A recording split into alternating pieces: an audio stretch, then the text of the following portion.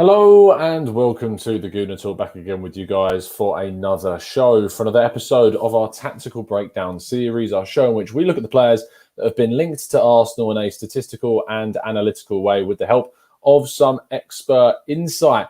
And today we are focusing on a player that I know plenty of you for about a week or so have been asking quite heavily for us to discuss. I said I was going to hold fire. I said I was going to wait. I said I was going to wait to see if there were any more reports from any kind of areas of limited, minimum credibility before we actually did take a look at this. And this morning, L'Equipe in France have said that Arsenal are, in quote marks, very interested in Renato Sanches, as are Liverpool, the Lille midfielder that has just been knocked out of Euro 2020 with Portugal. He obviously helped Portugal win the title back in 2016 as a much younger player. And his stock has obviously risen since that point and then dropped, and then is on a kind of a revival period at the moment. We're going to get the thoughts of you guys as well. The way that these tactical breakdown works is that we look at players. We do this for all of Arsenal's transfer targets, and I've done these throughout the entire summer. If you are new to the show, we've done the likes of Locatelli. We also looked at plenty of other players in different positions, all the way from Mert Mulder to James Maddison to Max Aarons to everyone. I think we've done over 30 of these now this summer window. So plenty that we've looked at. So if you are new, please drop a subscription to the channel to make sure you stay up to date with all of Arsenal's transfer targets. And if you are, of course, enjoying the show, and even if you're not, please drop a like on the video to show your appreciation. So we are looking at Renato Sanches, of course, as a quick look at his statistics in regards to kind of the overall profile, and then we'll go into the expert insight. He is playing currently at Lille, 23 years of age, 5'8" in height. His contract runs until 2023, and the reported price that it would take to get him is 35 million euros. This season, he has played 23 games, coming off the bench 9 times for Lille, scoring 1 goal and getting 3 assists. And his injuries this season are quite frequent. He had 5, and he missed a total of 14 games across all competitions. That is something that we will certainly pick up on after the expert insight. Speaking of which, I'm joined by Jeremy Smith, a French football expert, who works, of course, for the likes of French Football Weekly, is featured in GFFN and The Guardian and lots of other places for French football. So make sure you check him out on Twitter at Jeremy Smith 98. But here he is talking all about Renato Sanches. So the latest Lille player, yet another Lille player who's been linked with Arsenal, is Renato Sanches. And he's obviously a bit of a weird case, kind of quite renowned across Europe for being this player who sort of sprung onto the scene in Euro 2016, had an amazing tournament, helping Portugal to the title, named Young Player of the Tournament. Obviously went on from Benfica to Bayern Munich there. Didn't go well at Bayern Munich, went even worse at Swansea, and there's that really famous incident where he sort of passed the ball to an advertising hoarding. And his career, weirdly, seemed to be going nowhere at just the time when it was supposed to explode. And it's amazing to think he's still only 23, because his name's been around for, well, 5 years or so now. But obviously, from Bayern Munich, he went on to Lille and has somewhat resurrected his career, and now has got a Liga French title to his name. And it's fair to say that, you know, he certainly played his part in that title, and certainly he's sort of getting his career back on track and somewhere close to where it used to be. But I have to say, I'm not as convinced as some people about him. I'd say he's a sort of really solid central midfielder, box to box midfielder. Can do a little bit of everything. I'm just not absolutely convinced that he does anything particularly spectacularly. He can play. I think his best position is in central midfield, but for Lille, he's also been played on the wings, not as a winger, but as a sort of, I guess, widely placed central midfielder, if you want, just to put a bit more solidity in the centre of the pitch. In Lille's recent win over PSG, he was even played kind of as a wing back. So I think that speaks to his sort of professionalism and his ability to be disciplined and do a job, which actually was one of his faults previously. So there's certainly an improvement and a learning curve that we're seeing there. He's very explosive. I think he's good at. He's not the greatest tackler in the world, but he's good at doing a defensive job, helping the defence out, winning, through placement, winning the ball back, and then kind of being explosive and one of the crucial players in certainly in Lille's way of transitioning very quickly from defence to attack. So he can sort of do his bit helping the defence. He can do his bit helping the attack. I'm just not sure that I would call him a great defensive midfielder or a great attacking midfielder, if you like. So during the Euros, for example, against France, he did a really good job, kind of, again, in central midfield, but in a slightly wider position, kind of torturing Pavard, for example. That's what I think he's good at. Give him a specific job and he'll do that job really well, run himself into the ground, as I said, in support of his teammates, both in front of him and behind him. And so in that sense, I think he's a really good squad player and certainly can do a job whenever he's brought into the team. I mean, even at Lille this year, I know he had some injuries, so missed some of the season due to injury, but he only started 14 matches, which isn't a massive amount really for someone that we're kind of talking about as a potentially, world-class midfielder. So, yeah, I like him. I'm a fan of his as a very solid player who can do a little bit of everything. I'm just not absolutely convinced that he does anything brilliantly. So a good addition to the Arsenal team, but I wouldn't be looking at signing him and kind of saying, well, this is, the missing part of any kind of puzzle. I think you need a good sort of summer transfer window around him if you're really going to challenge for whatever it is, European places or trophies, that kind of thing. A massive thank you to Jeremy for helping us out with our expert insight. You can find him on Twitter at JeremySmith98 for all your French football intricacies and interests. For sure, he is the man to go to for all of that stuff. And, he kind of confirms a lot of what I was feeling about Renato Sanches. I'll go into kind of some final thoughts in a bit, but in brief, I think he's got the Martinelli factor. Now, that's not a criticism of Martinelli. It's that kind of aura around a player that really, when you watch him, you're like, wow, this is incredible. Like, this is one of the best players I've ever seen play. And he's kind of got that X factor about him. But actually, when you dive into him as a player, and this is not what I'm saying for Martinelli, it's just in that kind of explosive sense that there are questions to be had, and we're certainly going to go through some of them questions. Let's have a look at his statistics and see how he compares to some of the other players that we've been linked to and what we'd like to see signed for the Arsenal in central midfield. We're going to look at Basuma's stats and Xhaka's stats and Locatelli's stats, all in comparison to Renato Sanches. These are their league statistics from last season, averaged across the 90 minutes. Looking at their heat maps, you can tell that Sanches has played the least amount of all of these players, typically skewing to the left-hand side of playing in that central midfield area. As Jeremy said, he has played as a left wing-back, he's played as a left winger, even though not as an out-and-out winger, but kind of that inside kind of wide player. He seems to skew to that side. Isn't massively kind of energetic in the sense that he's got high intensity in those areas when he has played, but the fact that he has played only 14 starts this season does go to show on that heat map there. Going into defensive duels, as Jeremy said, he's not a strong tackler and he only wins 49.5% of his defensive duels.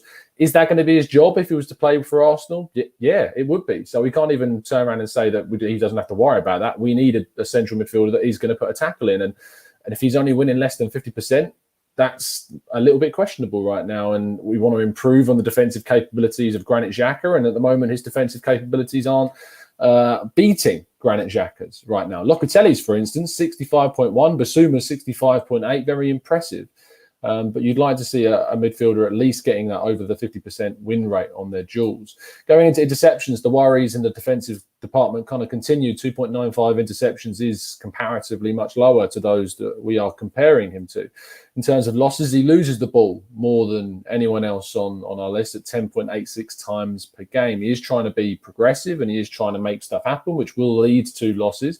And only 32.7% of those losses are happening in his own half, which is the least in comparison to the others on this list.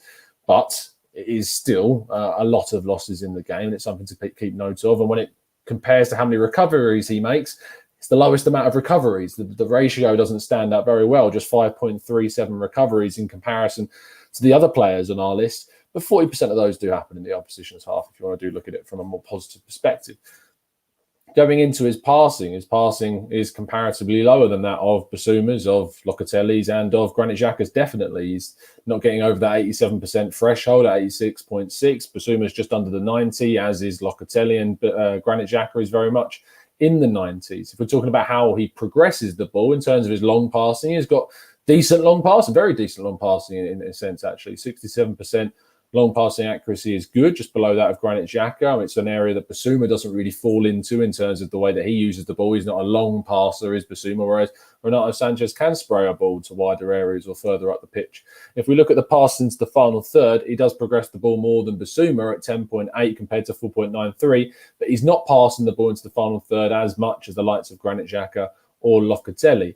And when we look at their passes into the box, he's a little bit lower than that of Locatelli. In fact, he's 0.68 points lower than that of frequency of passes into the box. But he does do it with a decent amount of accuracy with a 53.3% return. And he is more proactive at passing the ball into the box than Granit Xhaka. But when you consider the fact he's going for €5 million less than Locatelli at this stage, that tells you the type of quality player that you can get for around that price tag for passing. And his forward to backward passing, his ratio is much worse off than that of both Locatelli and Granit Xhaka. He doesn't go over double the amount of forward passes compared to backward passes, whereas both Xhaka and Locatelli do in that area. If we look at his dribbling, this is where he gets the props. This is where he is successful, is when he's on the ball, what he does. And that's why you've seen him at the Euros be so explosive, be so entertaining and really eye-catching at the tournaments, because he's good on the ball. 5.77 dribbles per match is incredibly frequent, and he's good when he's on it. 57% of those dribbles are successful, which is greater than all of the others on our list, despite them dribbling the ball less. So that is a good return. You see it again with the progressive runs, 2.68 progressive runs in comparison to all of the others on our list is a lot higher. He's a different style centre midfielder. He carries the ball, and he looks more exciting when on the ball than the others. We actually have a look at his shooting, though. That's a little bit of a concern. 15% shot accuracy is not the best in terms of when he does take those shots, and they do tend to come from outside the area. The one goal he scored this season was from just outside the 6-yard box, but he doesn't take them too often. It is more shots being taken than the others on our list at 1.34 of an average, but a little bit concerning. When you look at Locatelli's, for instance, 66.7% shot accuracy is great. A 1.17. So that's something that you need to really kind of consider for this.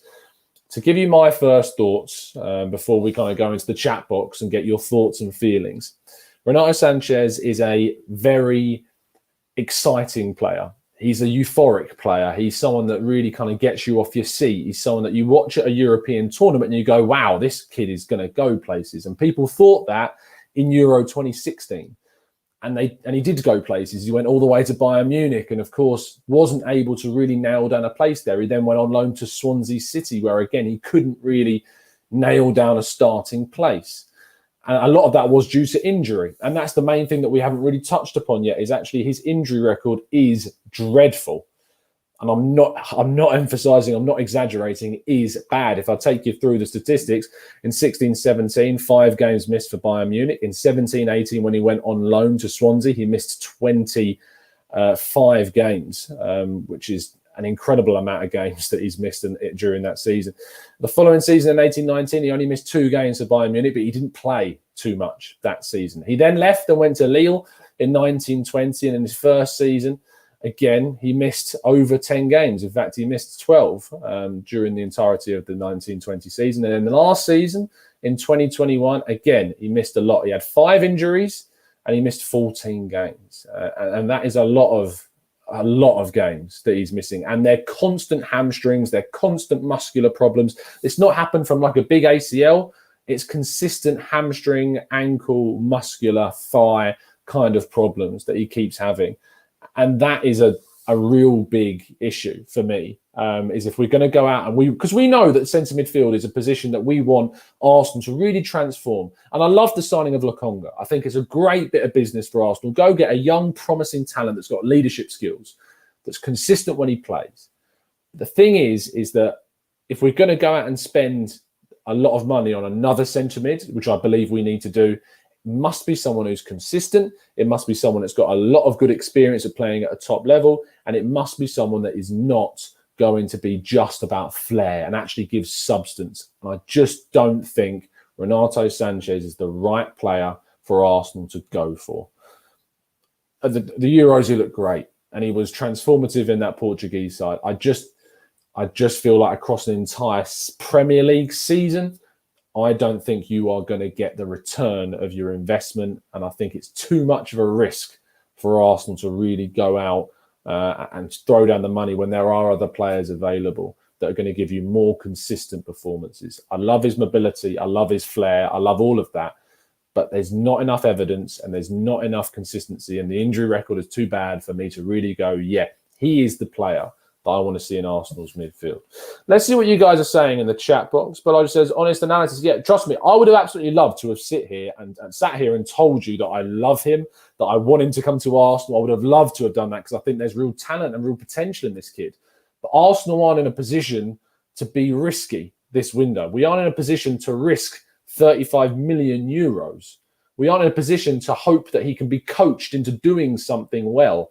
We need a player that's going to come in and hit the ground running and be good enough from the get-go.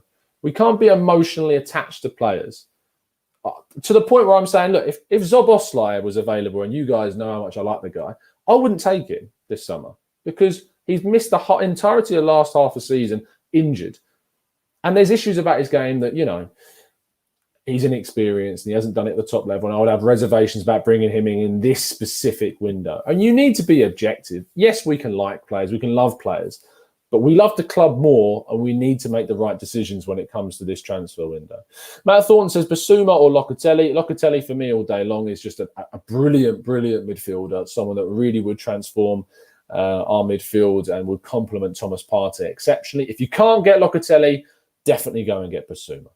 Tom, one of our newer members, Tom Savol, says, I like the wow factor, but I do think that Neves is a better option. What are your thoughts? I think the thing about Neves is that he's more consistent. He's going to give you a full season. He's Premier League ready. He's still young at 24. He's got leadership qualities. He's better at his passing, which is what we're losing in Granit Xhaka going as well. We've got Thomas Partey that can progress the ball. We've got that element to our midfield. I think Neves would be a better option than Renato Sanches, to be honest. However, I still think there is an emphasis on mobility that I think Arsenal still do need. I'm not saying that Neves isn't a mobile player. He's more mobile than Granit Xhaka, for instance, but he's not as mobile as a lot of other players that we could go for. So I think that is an element of his game that does make me doubt it, but I think Neves would still be a good signing for Arsenal. No Sleep said, let's get Basuma done. Can't wait around for Locatelli to choose Juve like we did for Ødegaard when Buendia was there. And I mean, Arsenal really, I don't think can linger on the Locatelli situation. Yes, it's a really good player. Yes, obviously, if we can get him for 40 million euros, it's a great deal. But I just can't see it happening. I really can't see him going to Arsenal and choosing us over Juventus. And I can't see Juventus allowing that to happen. Eventually, they'll stump up the money. That's just how I feel about that situation. Michael Headley says, don't think we can get Basuma if Brighton are already pushed us for money on White. Imagine the fee they would want for Basuma. If it's around the 30 to 40 million pound figure range of Basuma, I would say go and pay it because he's worth it. And whilst I think there are other players out there like Locatelli that I'd prefer, if we can't get them, Basuma is a very, very good alternative. Jasmeet says, dribbling is such an important trait in the game. Dribbling from central midfield will open up loads of spaces for our forward players. I agree. It's certainly an area that we need to utilise more. And I think actually you'll see that a lot more from Thomas Partey next season if he's given the security of a player that's more mobile next to him. I also think it's something that if you can bring in we've already hopefully done that in Lokonga, good on the ball, someone who can progress the ball forwards too. But I'm not going to sacrifice all the other traits that we need in a central midfielder just because, obviously, Sanchez can do that. I'm not going to sacrifice a good passer, a good tackler, someone who can really recover the ball fantastically well, that's competent and disciplined when he needs to be. I'm not going to sacrifice all of those traits just because Renato Sanches can dribble with the ball. I'm just not going to do that. Ben P says, how much do you think Inter would sell Barella for? Oh, yeah, a ridiculous amount. 60, 70, 80. It's a ridiculous amount of money for him, absolutely. Tom says, Renato Sanches reminds me of a young Ramsey. Great ability when on the ball and hamstrings made out of cardboard. Iron Cub says, most people hyping him up have only seen him play at the Euros. He's a promising player, but realistically hasn't started more than 16 league games in a season in his entire career. And we still need a number 6 to come in. Half South African says, Locatelli or Maddison if we had to choose because of our budget. It's a good question, isn't it? That's a really good question. Because it comes down to who do you value most, your central midfielder or your attacking midfielder. I mean, they are very different in price. So if we had to choose it because of budget, it doesn't make economic sense because Locatelli is available for half the price of Maddison. So you think actually probably Locatelli, because then you'd have 35 million left over to go and get an attacking midfielder. And with the likes of Sabitzer and the likes of Kamada out there that are available for that amount of money, you'd probably pick Locatelli, to be honest. Let's scroll down to the bottom and get some more recent comments. In the chat box, Yasir says, short story, we need to do everything in our power to get Locatelli. In my opinion, he's class. I mean, Arsenal should really push for this one. This is where, sure, he might prefer Juventus. Juventus might be the more attractive option. This is where Arsenal need to go into the market and use their financial weight, which sounds silly when you use those words in regards to Arsenal. But this summer, when the continent's clubs are massively hamstrung by the financial situation, go in, offer him a big contract, get him in because he's worth it and he will transform Arsenal's midfield, and we need that type of player. So 100% I agree with you, mate. Jashar says, Tom, do you think we have to accept that we will be last choice for any decent players as we can't offer European football? Last choice, no. But I think we have to accept that there are going to be a much more attractive prospects out there than comparatively there would have been had we have been in Europe. That is for sure. Steve Stone says, I fully understand nothing much is happening in the market at the moment, but Arsenal do not have the luxury to wait. Our lack of movement is really concerning me now. And Steve, our fingers crossed, hope we see some business done before pre-season starts on the 13th of July. And that's the first game. I mean, pre-season starts before then. So we've got to factor all of that as well. I can see lots of questions moving away from the Renato Sanches area, so we are going to curtail the show there, and we might be hopping on about 5 p.m. to take some more of your questions, because with the phone-in shows, whilst I'm loving the phone-in shows, don't get me wrong, I don't think there's enough of an hour in the opportunity on a Friday to get your thoughts and feelings said in those shows. So I might jump on a little bit later at 5 o'clock, probably for about 20, 30 minutes or so, to answer a few more of your questions. I'll keep you up to date with that, but we might do a Q&A show around 5 p.m. So just over an hour's time, hour and 40 minutes or so, and we should hop on again to answer plenty more of your questions. It's been an absolute pleasure, guys, to speak to you as always. Please drop a like on the video if you have enjoyed the show, and subscribe to the channel if you're new around here with those notifications turned on so you never miss a show. Make sure you go give Jeremy Smith a follow on Twitter, and a massive thank you again to him for his help. Is at Jeremy Smith 98. It's in the description if you want to see that. And leave a comment. Let me know what you think about Renato Sanches. Would you be going for him? Do you think his injury record and his ultimate kind of issues with a lot of areas of his game are enough to put you off? Or are you really doubling down on the Lille midfielder? Let me know. It's been an absolute pleasure, guys. I'll see you again very, very soon. And as always, up the Arsenal.